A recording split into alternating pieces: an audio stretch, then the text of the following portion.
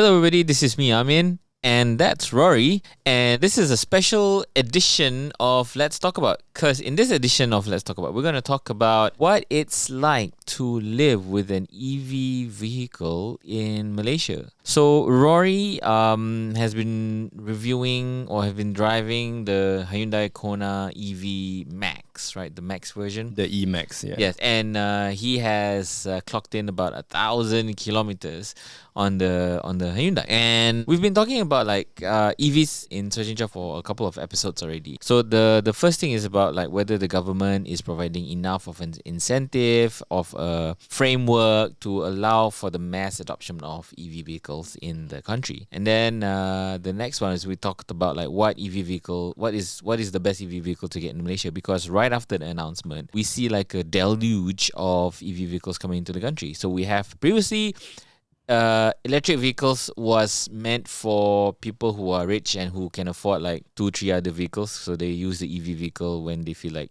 you know, they want to show off. We want to show at parties. Yeah, want to flex. You know, they want to show like I'm trying to save you're the still environment. on petrol? Yeah, like I'm trying to save the environment here.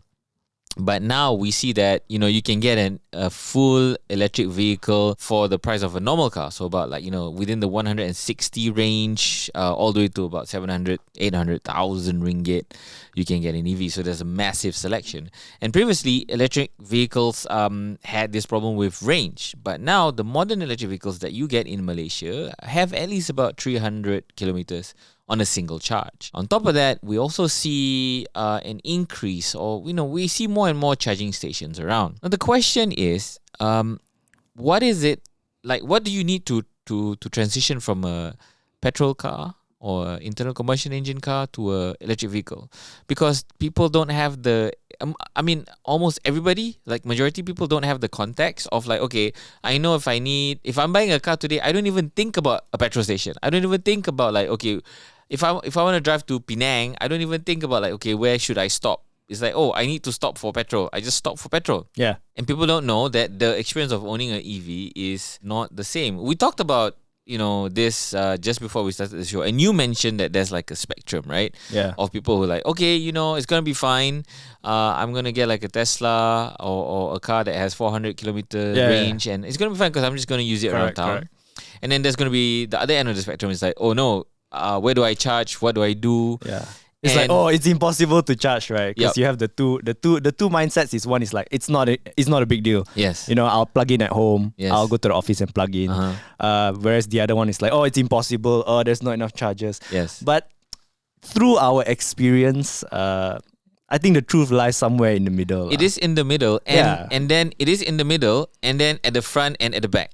Like it is, it's like a superposition where it's not here, not there, not in the middle. Because when you talk about charging, people think like it's charging a phone. Okay. Okay. So it's more like charging a phone where it's either a USB-C or Lightning, because it's only Android and iPhone, right? Right. But I think owning an electric vehicle, and people think like, oh, you know, it's the same plug point everywhere. I'll get the same power. There's, you know, difference in terms of the charger, cable, and whatever, right? But I think owning an electric vehicle in terms of the charging experience is like owning a laptop, a bit lah, because you have to contend with different standards. Heads. Yes, different heads, and a lot of people don't know that. Yeah, I think you make a very good point in that. Like you said, like people are seeing a lot of chargers come out, right? And then it's like, oh yeah, maybe I could make this transition, right? Like the shopping mall I go to has a charger. I can plug in at home. I've got a 3-pin plug at home. Yes. But then what people might not realize, and what I didn't realize at first, even though I'm sort of like I have been keeping up with the EVs through Alex and through the other people at ChargeEV, right? What I didn't realize is just how different all the charging stations are. And if you want to make the transition into full EV, not PHEV plug-in hybrid with petrol engine nonsense, if you want to go full electric, there is like a minimum that you need to have. So, and by minimum, I mean like the speed of the charging has to be a minimum. And that minimum for me, in my experience, was about 20. You need to find like a 22 kilowatt charger. Okay, before we go into the full on like technicality of this like 22 kilowatt and whatever all the different. Basically, the point is not all chargers are the same, right? Okay. It's like petrol station. You pull in Petron, you pull in. You don't have to BHP. contend with different nozzles. Yeah, you just need to choose. You just need to choose 95, 97. 100 diesel. Or diesel. Yeah. So as long as you don't put diesel in, you can even mix the rest, right? It's fine, right? yes, you can. You call mixed octane fuel. Yes. And okay, so don't do that. okay, so tell me about this experience. We went on a road trip from Kuala Lumpur all the way up to Penang. Yeah. And you were, I think, all the time in the Kona electric. What were your first impressions of driving a full electric vehicle? Okay, the car itself. So we take out, for now, I'll take out charging because the first day I was driving the car, right? Yes. It was like, I get what the hype is about. You know, I get that electric. I've seen the videos of Teslas, you know, they're on the road and then they're like, oh, I'll put my mother or whoever next to me and I'll floor the pedal and then do like, oh, so surprising. I'm like, please, my EV can do it. But then when I got into the Kona and like just that first acceleration out of the corner, the power is like, it's so unlike a car where it doesn't build. It's just there 100%. All of it is there. Yes. And I feel like I was not prepared for that. It drove sort of like a CVT gearbox car, but not crap, you know, like a good, like people are always like CVT is the perfect gearbox because you're always in a power I don't know plant. who says that, but I don't like CVT gearboxes. But the CVTs that we actually drive, they're terrible. They're terrible. In theory, it makes sense, but no, what it should feel like is like the EV, right? It's always on. So driving that was really, really fun. Even though it's like, it looks like an unassuming car. But the power, like acceleration wise, is like unmatched. Okay, would I had like a brief experience driving the Kona electric, and yeah, I agree completely with your experience. So I had like a brief experience with the Kona EV. We were doing the 0 to 100 acceleration test, and it's addictive. And it's fun. And you get used to how quiet an electric car is, and how smooth an electric car is, and how convenient it is. I can totally see that it's the future. But is there a but? The but, okay, wait. So the but is batteries are heavy. Batteries are really heavy. I think the Kona electric vehicle is not the car that we use. It wasn't designed for what we used it for. Yeah, I agree. But not for hunting. Because it's deceptive in the way that it accelerates like a sports car, but it's not, right? It pulls like nothing. Yeah, it accelerates so insanely quickly that in your brain it's just like, oh, this is a performance vehicle. But it's not. So don't think of it as a performance vehicle because it's definitely not. And you know, there'll be more details of this in our full review, of course. But yeah, at the end of the day, it is still, you know, around town vehicle. It's a family little. I think it's for like young people. Lesser of a family. It's like a high hatchback. It's like the size of a HRV. Yes, but without the floor space. Unfortunately, because the batteries are low and under the seats, you don't get a lot of space in the back. I think my question to you is like, what's the but? Like around town, I think okay, we'll talk about like range anxiety first. Because I remember telling you like, I'm quite anxious about like having just 400 kilometers in my range and then not knowing where I need to charge next. Not knowing how long you have to wait before you can move another 400, right? So that's kind of like the impetus that led us down this path of driving 1,000 kilometers in an EV vehicle to find out. It was an interesting experience for me also because it was like, I generally don't have battery anxiety. Like I run my phones down until they're dead all the time. Partly because when we review phones, that's how I build the battery. So I was curious to find out if like that would apply for cars. And to a certain extent, yes, I wasn't that concerned with the range.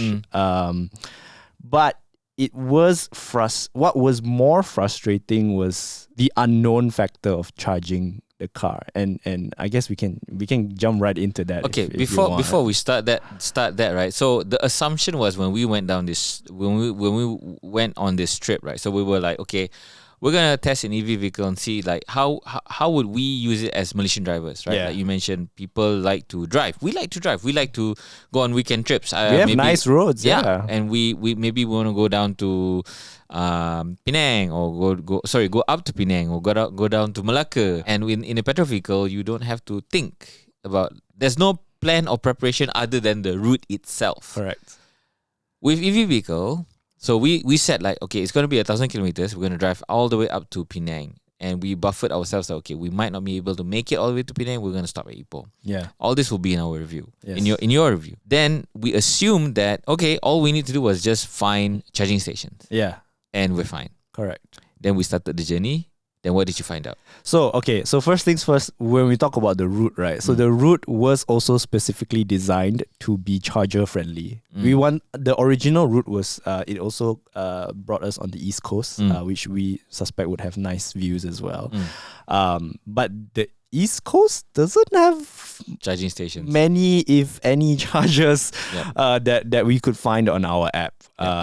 And that was quite disappointing. So we're like, okay, we'll keep it on the West Coast. Yeah. We'll stop by major cities, so Ipoh, major city, halfway, and then we reach Penang, and then we go and do that, right? So I was like, okay, cool, that's settled.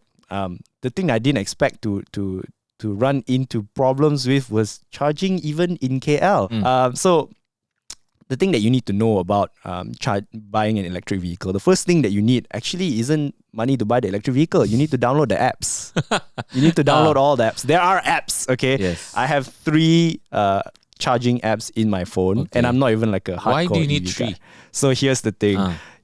Charging stations in or like the charging infrastructure is very like fragmented. It feels very fragmented to me, right? Again, qualifier, 1 data point, first time EV No, driver. I agree. It's fragmented because if the analogy is like mobile phones and laptops, right? So you assume that, okay, I have a 3-pin plug point is a 3-pin plug point. Yes. A USB-C is a USB-C, a Lightning is a Lightning.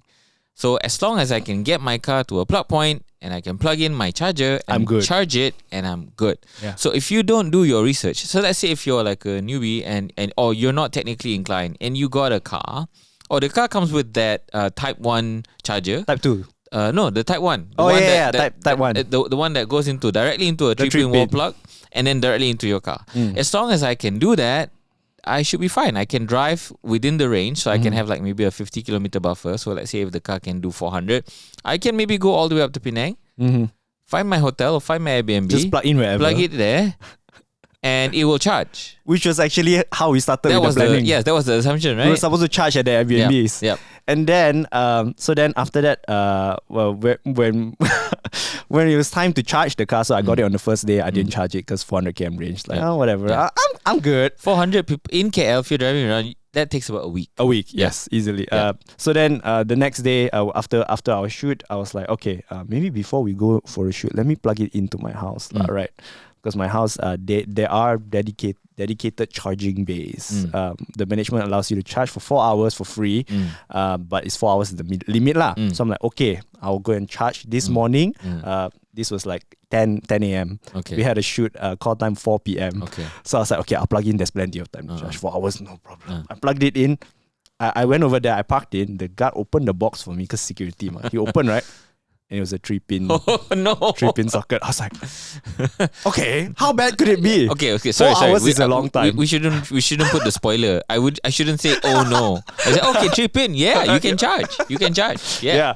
So, but the people who own EVs, they know already, right? So I plugged it in, and I plugged it into the car, and the output I was getting was 1.2 kilowatts, okay, which so is 1.2 kilowatts. For context, right? 1.2 kilowatts, and the battery is 64 kilowatt hour battery. Okay, so 1.2 kilowatt per hour. All right. Basically. So do the math.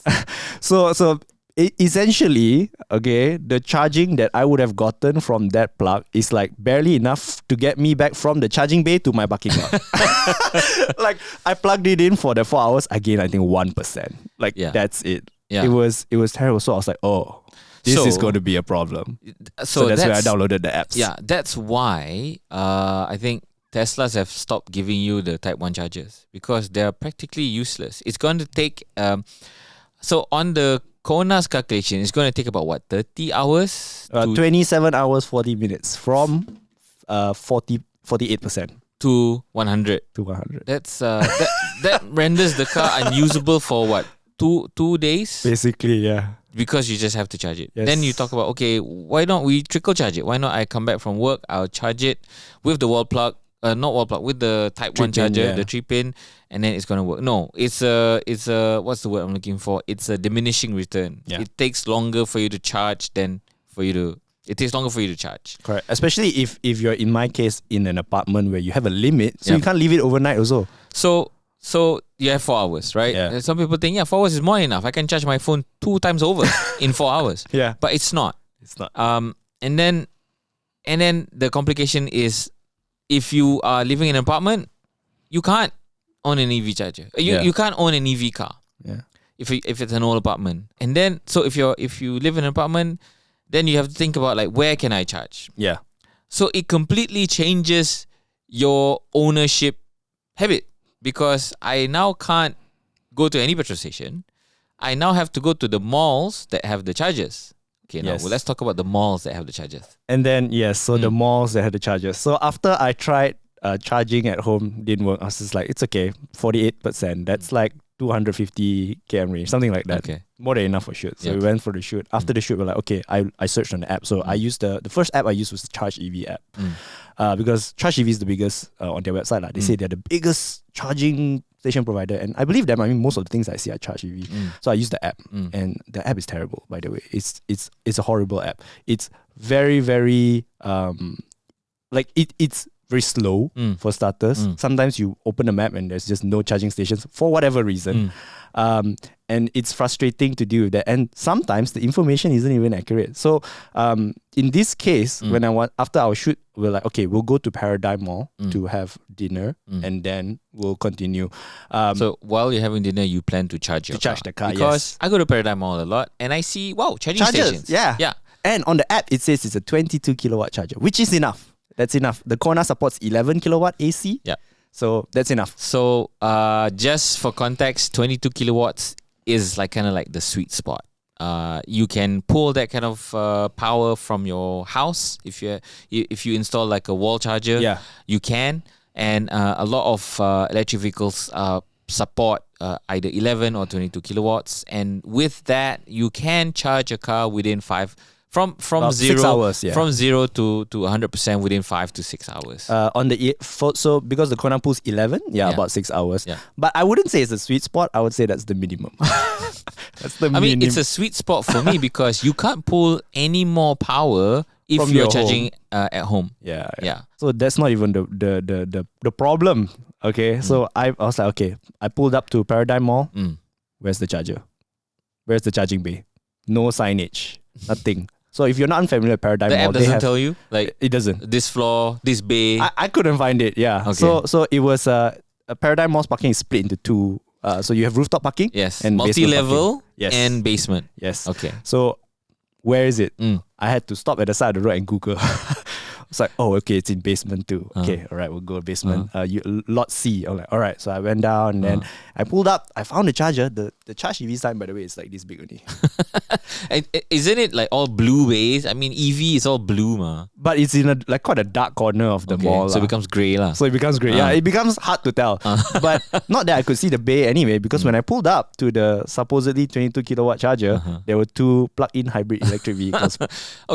Okay, no spoiler. But then plug-in hybrid vehicles are electric vehicles too, right? Please. Have plug-in hybrid electric vehicle. It's true. Okay, what is the difference for our listeners and viewers? All right, so there's you have your petrol powered cars. Okay, before that, because I'm asking this question because I could be a PEV owner. I have the right to charge. I have a battery too. What's wrong with that? Why can't I do that? Okay. The main reason is because if you are on a plug-in hybrid electric vehicle, if you run out of electricity, you can still go home. It's a hybrid. it will work You off have your a engine. Yes. So the electricity and the motor is secondary. Correct. It's not the primary driving machinery in the car. Yes. You the motor have a backup. is there for efficiency, Yeah. to improve your mileage, Yes. not to replace your petrol engine. Yes. In fact, the motor and the electric componentry is the backup Yes. for the engine. Basically, yeah. In an electric vehicle, If I run out of electricity, You're screwed. I'm stuck there. there's no backup. I'm pushing. Like it's gonna be Rory power now. You know? Yeah. How many kilowatts is that? Not enough. So what happened after that was when I found the two plug-in hybrid vehicles, I had to go and park somewhere else and hope and pray that one of them finishes charging and leaves so I can go and charge. Which they did. Half an hour later, one of the vehicles left and I could go pull up. I pulled Left up. for home or left to move the car? I don't know. I think left for home lah. I don't think they would leave to move the Okay, car. that is a very important distinction I mentioned because it's another problem with EV mentality in Malaysia. Yes. I'm not sure what it is because I don't wanna single out my country. I love my country. I hate it when people say, "Oh, Malaysian people are like this, Malaysian people are like that." because sometimes everybody's like that. Americans are like that, Yeah. or whatever. You know, human nature is human nature. Yeah. So it's not the Malaysian mentality, but it is the mentality in terms of like, okay, we don't know how to do this. Because an electric vehicle, to a lot of people, even the PEV owners and the BEV owners, an electric vehicle is an electric vehicle. Yeah. It has a battery. It powers. It needs electricity to power it up. Yeah. Okay. So one fella went home or moved the his car. Okay. And then I was like, okay, I pulled up into the slot. And I plugged in the car. And I only got 3.5 kilowatts. So for context, Okay. Good. Do the maths. Okay. basically the car told me that it would take 12 plus hours from that. What was it? I think it was 30% to charge full. Some people shop for 12 hours. Yeah. So I was like, oh great. So wait, was it? No, it was like 56%. So it was about 12 hours from 56%. I remember because when I plugged it in and I went to have dinner, it was like an hour later. I left it at charging. I came out and it was at 60%. So I gained 4% in that 1 hour, which was barely enough to get me halfway home. Wow. Yeah. Wow. So that was an experience. Okay. The lesson here is for this part of this 1,000 kilometer journey. Okay, we try to not make this show not spoil too much lah. for so long. I mean, I don't want to extend this show for over an hour. True. So I'll try to keep it to like maybe half an hour, 45 minutes. But keeping it as informative as possible because this is important learning experiences that you upcoming or aspiring EV BEV owners. owners. Yeah. Battery powered electric vehicles. That's the one where the official term. engine drives the battery, is it? Or charges the battery, is it? Is that the one? No. BEV is the battery drives the. Oh, it's just motor. EV lah. But officially it's called BEV, I battery see. powered electric vehicle. Okay, so my when I was looking at the charging points in malls, in Paradigm, I think in the Curve, there's they always place it in the central location or in a convenient location. Yeah. It looks like a reserve lot. Yeah. It looks like, oh, I'm privileged. I have now an electric vehicle that I can park here and charge. Yeah. And it didn't occur to me that as a responsible public citizen, that if I want to share this public infrastructure with other people, that I can't leave it there for 5 hours or for how many hours it takes me to do my shopping at IKEA. And it's not a reserved lot for me. It is for me to top up and park somewhere else. Yeah. And the way I see it, I don't see us as a society doing that now because the market has been dominated by PEV owners For such a long for time. a long Yeah. time, for 4, 5, 3, I don't know, and they've seen that as a privilege. Yeah. They've seen that, hey, I got a PEV slot, I Yeah. got a charging station that I can. It's like reserved for me. Nobody else can park there except for me. It's like a perk because they're saving the environment, right? That's another argument. And then now we have a flood of EV vehicles coming. I read like Volvo delivered like 20 cars. Hyundai also delivered another like 20 cars. I don't know how many Taycans are there on the road. I don't know how many iXs are there on the road. also take into account the leaves and whatever not. Yeah. Right? Although those are more rare. Yeah. The current infrastructure and the current parking lots are not enough. They are woefully unequipped. It's not enough. Yeah. Okay. So not enough in two ways, right? It's not enough if we still continue to think that the parking lots in malls are reserved for us to use and for us to park there for however long it takes for us to charge our car. And it's not enough, even if we change our mindset to say, okay, I'm just going to top up. After 2 hours, I'm going to take leave. It's not enough because quantity-wise, it's just simply not enough. Yeah. And even quality, because as much as I experience, this PHEV people hogging lah. Okay, I'll use it in air quotes. The parking lots. Most of the ones in malls that you find are just not fast enough for EVs. Yeah, they are probably just a slightly more powerful 3-pin socket. The ones usually is 3.7 kilowatts, so that is like about 3 times faster than your normal 3-pin, which is nothing. It's not enough for an EV, like a full EV. You need, like we mentioned, right, 22. We need a 22 kilowatt charger. Like that would be the bare minimum. The minimum, yes. Yeah, because in whatever time you take to shop, right, let's say 1 hour, half an hour. If you want to get any meaningful charge, it has to be that fast. Yeah, in my opinion. At least it can take you back. Yeah. If you start off at home, you don't end up negative. Yes. But at the same time, the problem with the infra is that, and again, I don't want to, because I see I'm in the Facebook groups and all that. Yeah, Facebook group it's just toxic lah. The discussion is not a gauge of what's going on in the public space. I refuse to believe what's on social media is what's going on in real life. I refuse that. I want to disconnect from that. But we do see people blaming like the infra is not there. There's not enough charges and stuff like that. But my biggest point, my biggest contention is, even if the infra is there, and this is an ongoing theme with the people in this country. I'm not talking about Malaysians, but with the people in this country.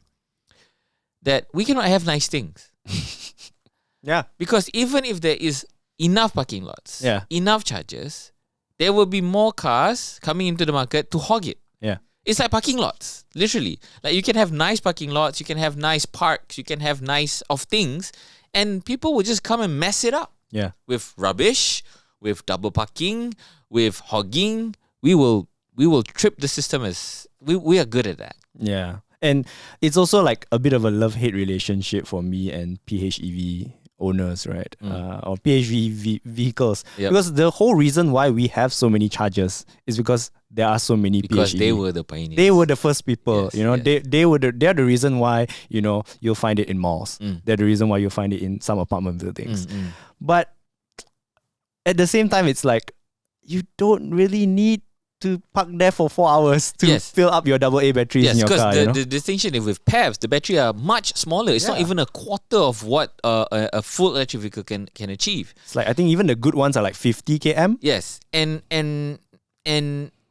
if you are a PEV owner, you can use a 3-pin socket to charge your car. You can. Overnight, it'll be fully charged, ready to go. Yeah. And then by the time you reach the parking lot, the battery finished already. Because the battery is so small. That's number one. Number two is, I'm assuming a lot of the PEV owners, and if you are a PEV owner, you can correct me if I'm wrong.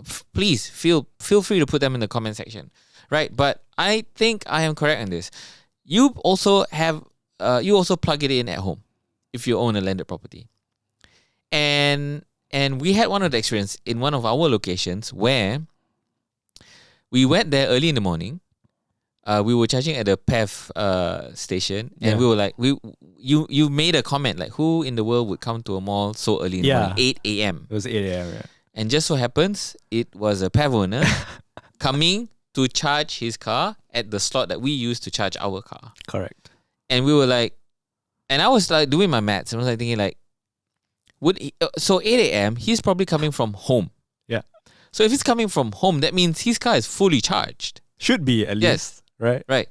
Very likely, right? So he's coming to work and he's charging it again. Yeah. That to me tells me it's just a reason for him to use that lot because he feels that lot is his because he has the privilege to use that lot.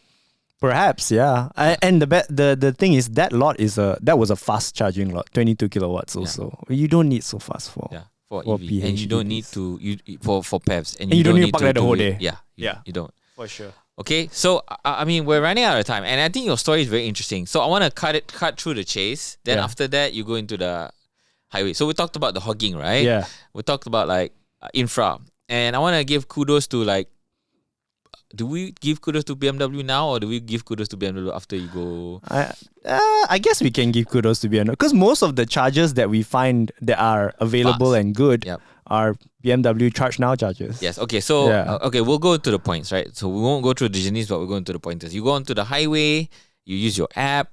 You try to find charging stations. Yeah. Then you it's like rolling a dice. Correct. So What can happen? Rolling the dice. What can happen? So the thing is, here's like a quick tip. My favorite app of all the apps that I downloaded is PlugShare.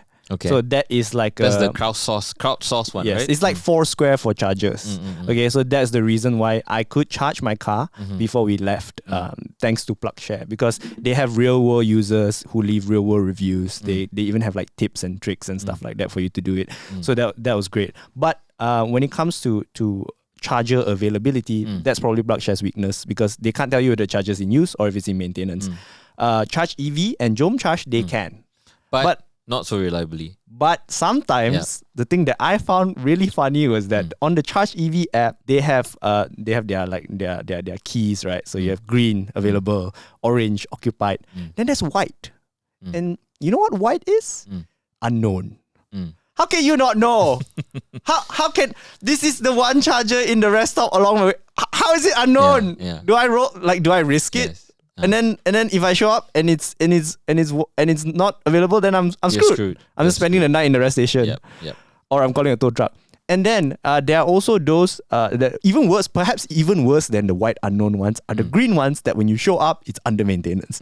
How can the app not know this? Like, shouldn't there be power? Like, well, there should be something. It comes back to the infra, right? It comes back to that. And then on the highway, so we roll the dice. You mentioned these things could happen. Yes. The other thing is it could be green, but there's somebody parking there already. Non-EV car or motorcycles. Yes. Or whatever. Yes, or exactly. maybe like a garage there. Yeah. Who knows, right? Yeah, because nobody cares. Nobody is saying like, because EVs are so rare on the highway, on interstate highways, that it is unused and it becomes like a OKU lot. Yeah. Sometimes I know it's wrong, and I'm not saying I do it, but sometimes that there's a place where the disabled infrastructure is so terrible, but it's better to just park there. There's a blue lot there. It's like we all know that nobody's gonna park there. No OKU will park there. I mean, I don't have a nicer way to do this to say this, but I feel like that's what people. That's how people look at the blue EV base, because like, okay, I go through this highway every day. I go my interstate every day, not every day, often, and I never see it's a always car there. empty. Yeah. Why are we wasting important resource? It's like that thing that people talk about when you're going down an escalator. Is it better to stand on one side or on both sides? Because when you stand on one side, you're only using half of the escalator's capacity to make room for people who want to walk down. But how many people do that? So why not, most of the time, you stand on both sides so that you use double the capacity of the escalator? It's the same argument. So when is this going to change? The problem is that EV parking lots are in too convenient of a location. Maybe the solution is to move all the EV charging lots like just far enough that people will be tempted to that park could there. be one solution. I think that is I wouldn't say that's not a bad solution at all, right? And it's good, because if you make it inconvenient, then people will stop looking at it as something desirable, right? I'm not going to park my car there, especially the PEV owners, right? No need lah. I'll just park. If there's a parking lot nearer to the escalator, I'll use that. Yeah. Then it gives us room for the BEVs to charge there. Correct. So it becomes a necessity rather than a convenience. Yes, but my question is, why can't we have electric chargers at nice locations? Because Malaysians can't have nice things. Yes. Because we don't allow ourselves that discipline. Yeah. We don't allow ourselves like, okay, let's be responsible and I'm just going to charge here, put my timer on, 1 hour, done, I'm taking it out, parking it somewhere else. No, I'll just park it there lah. Because, if somebody else is parking it there, they're going to do the same thing. So pay it forward in a negative way. Yeah. I hope you guys find this interesting. And thanks, Rory, for coming on the show. And I think we had fun driving 1,000 kilometers up For and down. sure, yeah. And it gave us a lot of insight, which Rory will share in his review. But I want to give a shout out to BMW. I think they get it right. They get the charging right. Despite not having a lot of cars on the road, I already in my mind have this feeling that I know if I drive a BMW, anywhere I can find a BMW showroom, I can find a charger. Basically, yeah. And I can find a good charger, like a fast DC charger. Like we haven't talked about charger, but DC maybe not so common, but there are usually 22 kilowatt chargers from what we found. Yeah, and I can charge my car there. Yeah. So because we drove the Kona, and both times where we really need to charge quickly, BMW saved the day. One of the time. Yeah. One of the time. Okay, The BMW other time saved the day. It was a bit of a problem. It was a bit of a problem, yeah. But I think that's another point that I discovered in this EV journey is that a lot of the charging points, are very you're very uncertain. You never know whether you're doing the right thing there or not.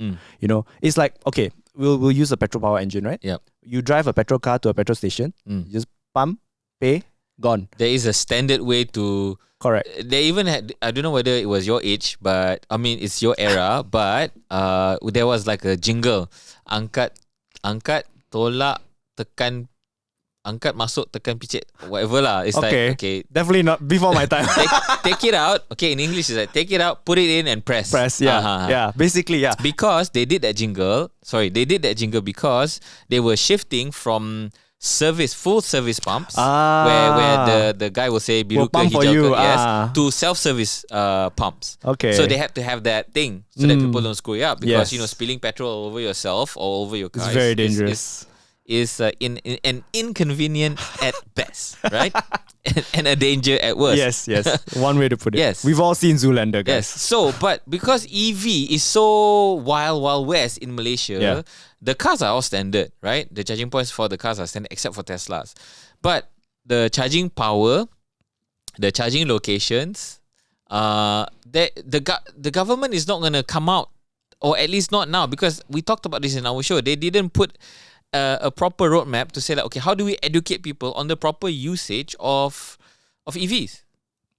Yeah, exactly. Like that it's one thing to say that and I feel this way also because it's like I feel like car companies who want to sell EVs should also invest in infrastructure, right? That's why I like what BMW is doing in the sense that they are working with ChargeEV to expand the network.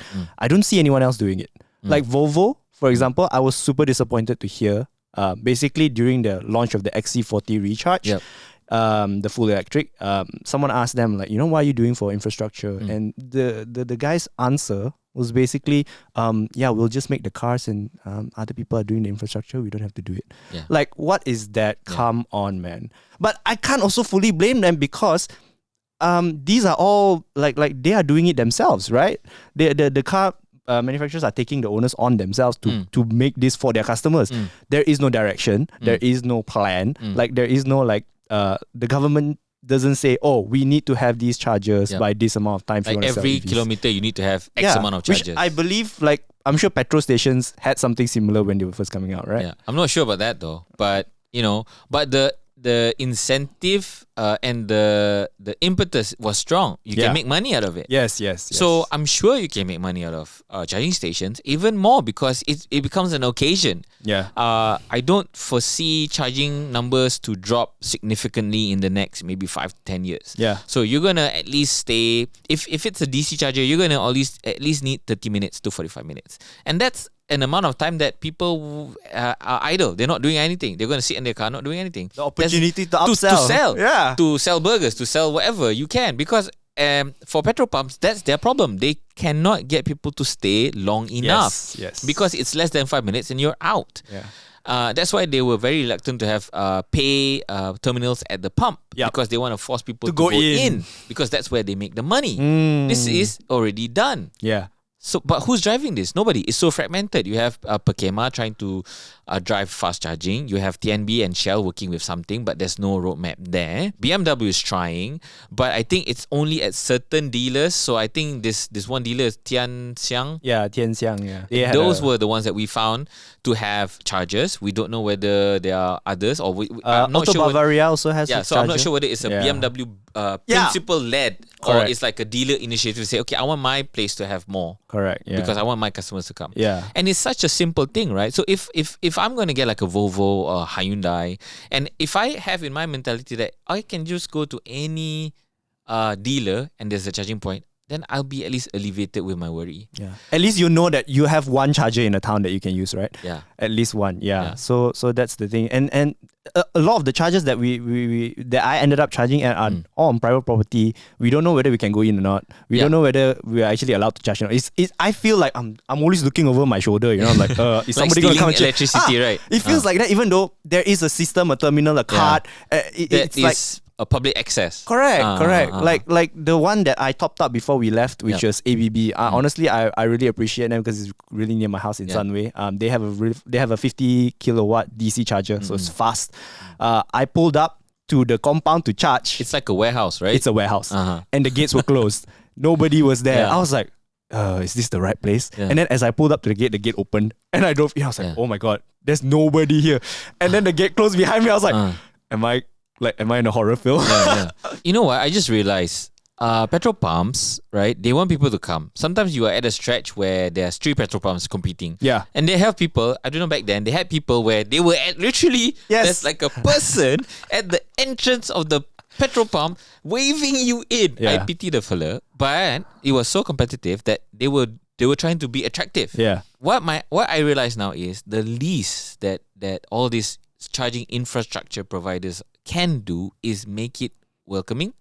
So your ABB, I'm not faulting them. I think the ABB is the brand that supplies the charging stations. The technology, yes. And then we have ChargeEV and all the parking lots and all that. And again, the common theme here is BMW is the one that rises above.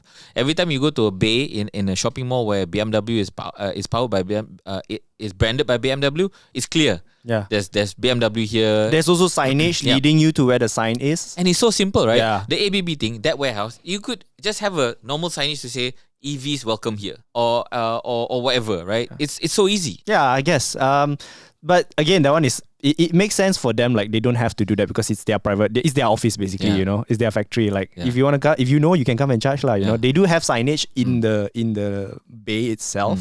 Like, but I don't think. But it's not like.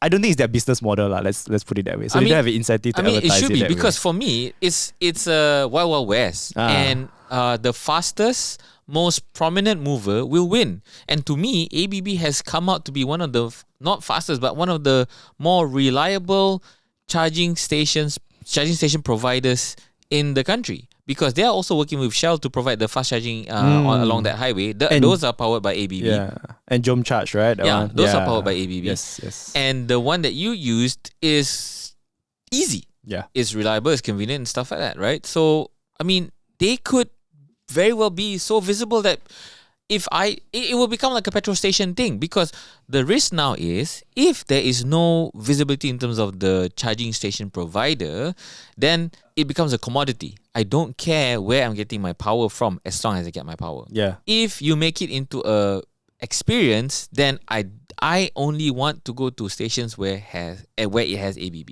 So there's inconsistency. The unknown factor. Okay, let's address the points here. Number one is I think modern EVs nowadays, the current crop of EV vehicles that you can get in the market right now, from Hyundai, from Volvo, from Kia that's coming in, from Toyota, not from Mazda because the range is crap. The Mazda MX-3E. MX-3E, is it? What's it called? MX-3 something.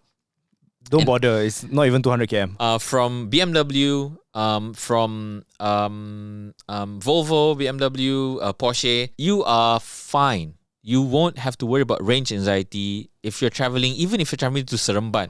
Not a problem. In KL, we're talking about KL, right? Yeah. Or if you're traveling around town, in KL. East Coast. East Coast. Kelantan, Terengganu. I'm sorry.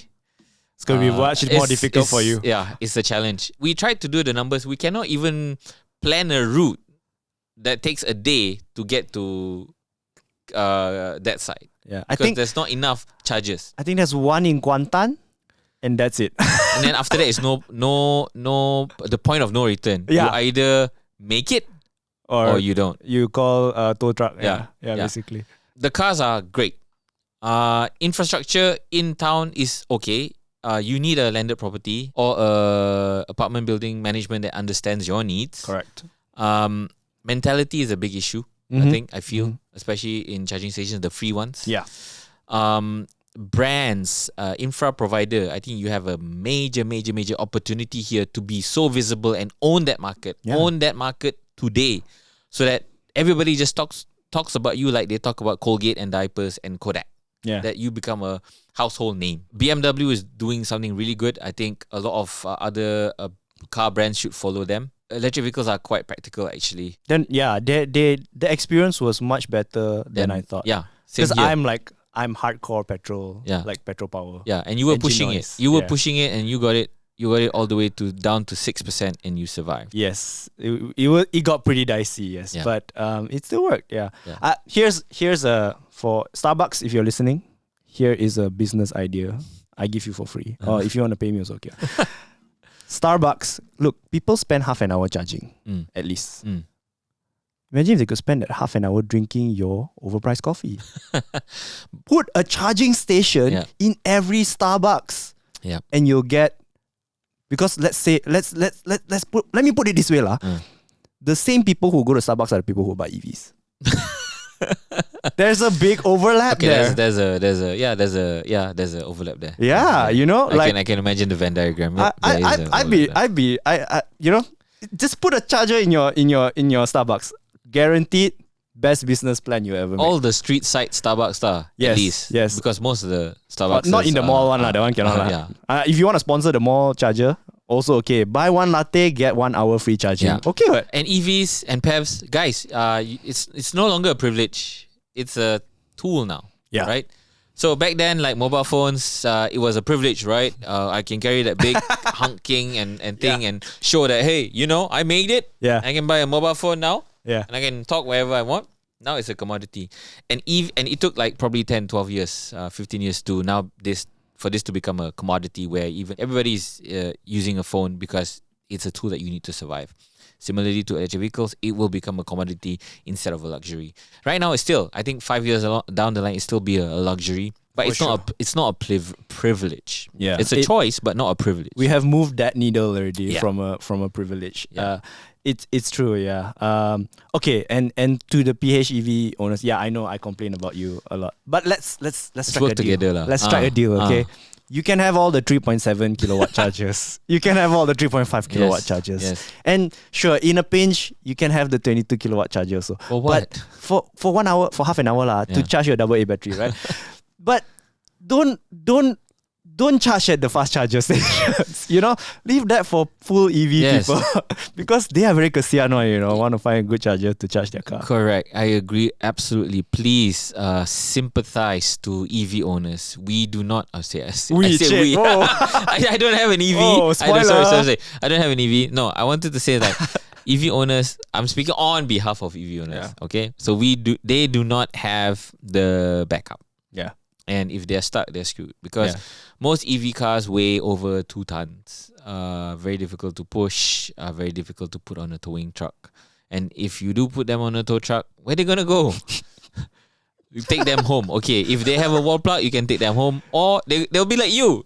The car will be on a tow truck and they'll be like, okay, let's go to this point. Yeah. That point, unknown or tak boleh pakai. Correct. Go to another point. That one got another fella there. You're screwed. You cannot go to zero. You're screwed. I think up to a point, right, the tow truck fella is just going to unload the car. I'm like, good luck. yeah. Dude, I cannot charge you enough because I'm running out of business here. I also want to go home and sleep. Yeah. Okay. Yeah. So I think that's pretty much it. Yeah. That's a very like feature pack. And if you're like, if you really want to know how it's like to live with an EV, I think this is a good snapshot of what it's like. Application is important. You need at least 5. The ChargeEV, Plug share, Jom Charge, ABB, whatever it is. ABB no need app, but yeah, those are the 3 main ones that Yeah. you should have lah. Yeah, you also have to consider the subscription. You need at least one, which is the plug share ChargeEV. ChargeEV, $240 a year. A year Yeah. for unlimited charging. For yes. And yeah, there's considerably a lot more planning required. I do see reports of charging stations coming up on a daily basis. So there are more charging stations now. There are charging stations in hospitals and stuff like that. The problem is they cannot power them up quickly enough. So some of them, it's easy to just put a box there. Yeah. But to get the power to the box to charge the car, that takes longer. So that's also a problem now. So So you need to reroute a lot. Like, I'm sure it's not as easy as just hooking it up to a 3-point. No. So for the DC ones, you need like a factory power kind of thing. That's so, why. Yeah. Just hearing those DC chargers wind up, you're like, holy crap. It's This like is serious. fueling a jet engine. It's like zzz. Oh yeah. It's like something serious. It's like Yeah. going to take off like that. Yeah. So to sum it up, electric vehicle ownership, if you take out the charging, take charging out of the equation, it's actually quite fun, to be honest. Yeah. I would have to say it's a especially even for people who don't like cars, I think you will enjoy this. Yeah. It's so different. You get all the best things. You get supercar performance. You get super quiet. Super quiet. Even the basic model EV vehicles get the most advanced safety technologies that works. You can lepak in the car with the aircon on without the noise. Yeah. It's amazing. I really look forward to electric vehicles, to be honest. I was skeptic because of the range, but I think they're so much better now. Functionally, as a technology point, yes. Will you save the environment? That was a whole other discussion. It's not it. I mean, you need the critical mass. Yes. 50 cars, 100 cars on the road. No, that's not going to change it. Yeah, it's also going to depend on how your country generates electricity. So that's going to be different wherever you are. Like Malaysia, most of it's still coal. Yeah. So it's like you're not really saving the environment there. So where the ownership experience needs to improve is in the charging and in charging stations, charging infra, application. Yep. And I think the most important one is mentality. The mindset. Yeah, for sure. All right, it's time to look at some reader comments from our previous episode. So these are comments from the episode, is it the right time to buy an EV? All right, the first question is from Jackie Yong Hon Y, and they said there was an announcement recently that the government will stop subsidizing petrol for M40 and above groups.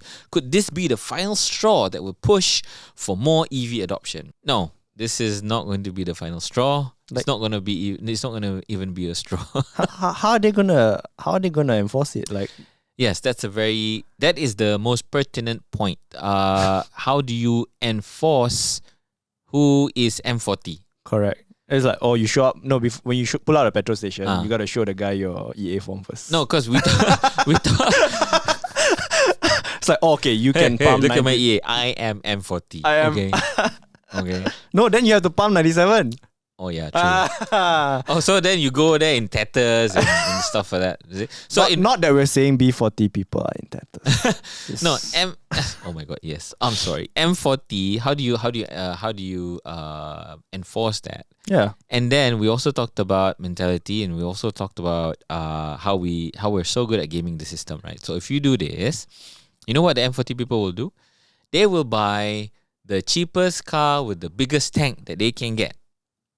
And then they will fill it up with the most petrol. And then, I mean, that is so... They can do it. I don't think there's a way to enforce this because can't we can't even stop Singaporeans from pumping our 95, right? True. Exactly. So like they even bring the jack to go and... Yeah. Like I saw that photo, the guy jacked up his car and pumped. Yeah. I don't know if it's real. It's real. I believe it. I see it. Because God. And the thing is, it's so ridiculous, but we look at it like it's normal. Yeah. Because maybe some of us do the same too. I don't know. But and M40 is the wrong group, in my opinion, because the M40 group is probably very, very big, right? Yeah. And they are barely in that income group where you are like, okay, I have this, and they're probably also living paycheck to paycheck. You know, like that's the wrong group. It's the T1s, the T10s. Like there's so much more. Like the M40 shouldn't be the group that they are taxing. What you're telling me is that this method is wrong, because if you focus on M40, you can't, because enforcement. Number two Correct. is, if you can enforce this, you should focus on T1, but T1 will not generate the critical mass, because they live in a whole different. Correct. They'll just buy electric vehicles. Segment. Yeah. So vehicles. This doesn't work. Correct. To drive adoption, Jackie, we need infra.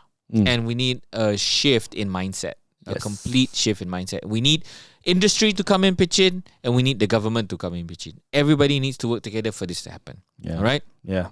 True. Okay. The next question is from Elvin, and he says, another question to ask is, how long more will we have supply for petrol?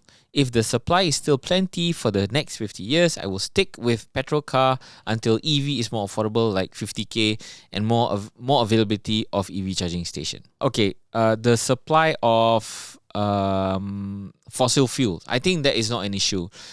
Fossil fuel supply is not the one that is driving people to move to EV vehicles. It is carbon. It is the worry of climate change through pollution. And that is the warming. biggest problem right now. Before we run out of petrol, the whole world would have been melted already. I think something like that. Yeah. So your question is good, because you highlight things that people don't think about. So number one is, supply is not the issue, and then you mentioned about affordability, and that is actually the driving principle of adoption for greener technology. So we talk about green technology, not just EV vehicles. We talk about sustainability and green. We talk about moving from fossil fuel to other things. The problem with that is all these things are much more expensive than what we have right now. That's why pollution is not stopping. That's why people are still buying plastic or still using plastic, because plastic is cheaper, plastic is faster, plastic is more convenient. Yeah. We're using fuel because in internal combustion engines are cheaper, more convenient, easier to use than electric vehicles. So the technology needs to be easy, that it's more convenient than what we have today, or it's at least the same way. Yeah. This is the problem with sustainability, because when you, like, if you go into a third world country, I don't want to offend anybody. So a lot of the sustainability people will come and say, okay, hey, you need to change your ways because it's wrong. And then they go and push back, you white people, you can do whatever you want in your country. Now you're coming and kacauing our country. Yeah. That is always the discussion, the rhetoric that happens. So what they found out is to drive sustainability is not to push or not to tell people what to do, but to make it profitable for them. So if you switch the industry, so let's say you are somebody that's doing something unsustainable, and then you tell them, hey, Rory, you know what? If you do something else, there will be more tourists, and you will have more money. And you go like, okay. So it's not about saving the environment. The carrot approach Yeah. rather than the stick. Yeah, it's not about saving the environment. And Alvin, you pointed out, it's about affordability and availability. Yeah. Okay, then the final question. This is from the Bad Fred, and they say, to go fully EV in Malaysia, power infrastructure needs to change drastically. Otherwise, millions in Klang Valley charging at the same time would collapse the power infrastructure. Okay, Bad Fred, this is a good point, and this is something I mentioned in my in this show. In is it the right time to buy an EV? And yes, if 10% of the population suddenly uses EV, it's not that the power infrastructure will collapse. It's just that the system will collapse. There will be like long lines at EV charging stations. EV charging stations will be broken because it's overused. There's just too many people using it. We have surplus power supply in Malaysia, not a problem. In fact, we have independent power producers producing more power than we need. In fact, there are houses that have solar panels that are supplying power back to DNB, to the grid. Yeah, we have more power, not a problem. The problem is we don't have enough chargers. It's just we have more power, but we don't have enough plug points. Imagine like you're in a hall, and everybody suddenly, there's 100 people, and then the normal usage is 5 people needs to charge, and there's 4 plug points in that hall. So it's on a normal usage, you can support that, right? But suddenly one day everybody needs to charge, and you only have 5 plug points. The charging station, the what's going to be broken is the cable, the plug point, and maybe the wall socket. But the power system infrastructure is not going to be affected. Right? That's pretty much it. This is me. This is my cue to remind you that we are also available on podcast. So if you do listen to us on podcast, give us a 5-star rating because that helps the show a lot. Just search for us on your favorite podcast platform. We are Sorry Chichao Let's Talk About, and you'll find us. If you're watching us on YouTube, thanks very much for watching. Give us a thumbs up if you find the show informative because that helps the show too. Drop us a comment if you want to get into the discussion and want to share what your ownership experience is like as well. Or give us some ideas. If you're listening to us on podcast, drop us a voice note at Let's Talk About at searchandshare.com. Yeah, and then if it's informative or insightful or just intriguing, we'll play it in the next episode. And that's pretty much it. Yeah. Again, this is like a discussion, right? So if you have anything, definitely leave them in the comments. Like I want to hear like people who have owned EVs or PHEVs much longer than me. I want to hear what they have to say. Maybe they have like useful tips that I can use for my next one. I'm looking forward to that for sure. All right, that's pretty much it. This is me, Amin. And I'm Rory. Thanks for watching, guys. Catch you guys later. Bye. Bye.